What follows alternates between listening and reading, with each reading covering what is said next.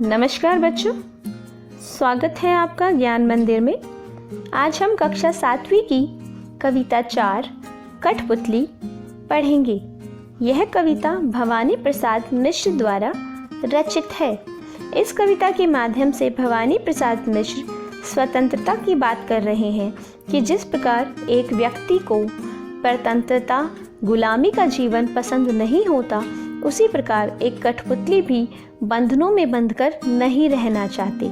इसी बात को बताते हुए उन्होंने कठपुतली कविता की रचना की है।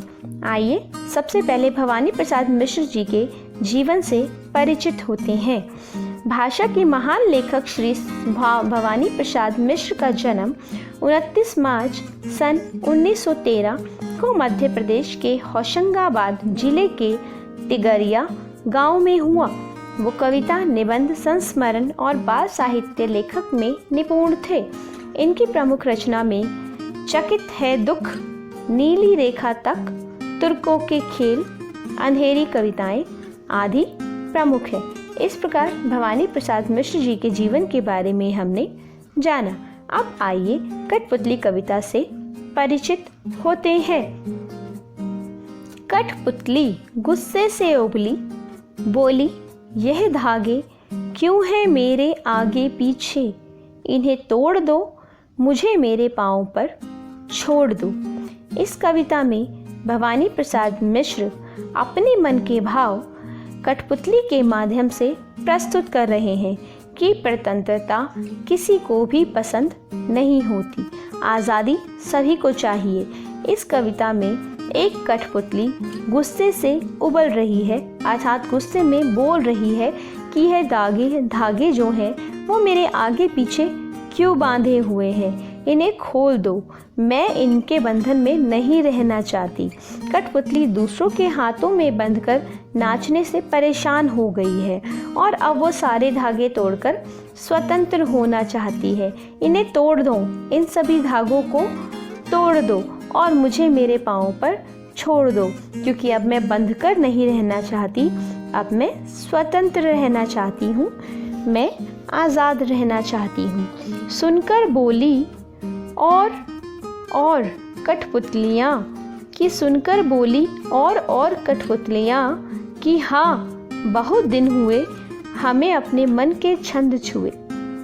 जब एक कठपुतली ने आवाज़ उठाई कि वह स्वतंत्र होना चाहती है, वह आज़ाद होना चाहती है, तो अन्य सभी कठपुतलियों ने उनकी हाँ में हाँ मिलाई। उनकी सभी कठपुतलियों ने उनके साथ सहमति जताई कि वो भी आज़ाद होना चाहती है। उन्होंने भी कहा कि हमें भी स्वतंत्र होना है, हमें भी अपने पैरों पर चलना है। बहुत दिन हो गए हमें अपने मन के छंद छुए, अर्थात बहुत दिन हो गए हमने अपने मन की बात को नहीं सुना, बहुत दिन हो गए हम स्वतंत्रता से नहीं जिए, इसलिए हम भी तुम्हारे साथ आज़ाद होना चाहते हैं और इस कार्य में हम तुम्हारा साथ देंगी। यहाँ पे भवानी प्रसाद मिश्र स्वतंत्रता के महत्व को बता रहे हैं कि कठपुतली अब आज़ाद होना चाहती है, अब वह बंधनों में नहीं बंधना चाहती।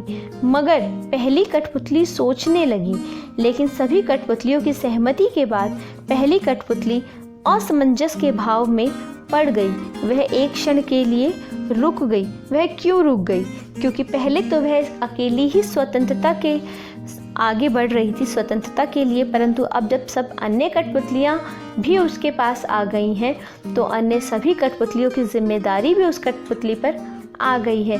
तो वह यह सोचिए कि क्या मैं इन सभी की जिम्मेदारी लेकर आगे बढ़ पाऊंगी? क्या स्वतंत्रता का जीवन इन सब के लिए भी अच्छा होगा?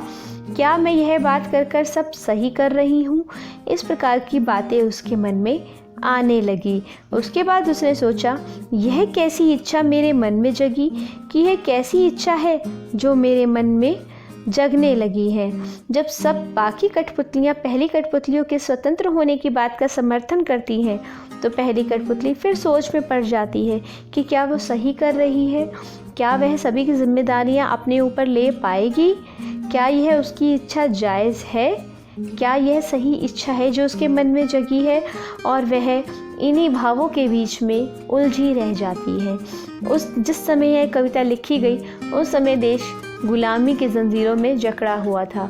तो भवानी प्रसाद मिश्र इस कविता के माध्यम से आज़ादी के जीवन को बुला रहे हैं, स्वतंत्रता के जीवन को अपनाना चाहते हैं और गुलामी की बेड़ियों को, बंधनों को तोड़ना चाहते हैं।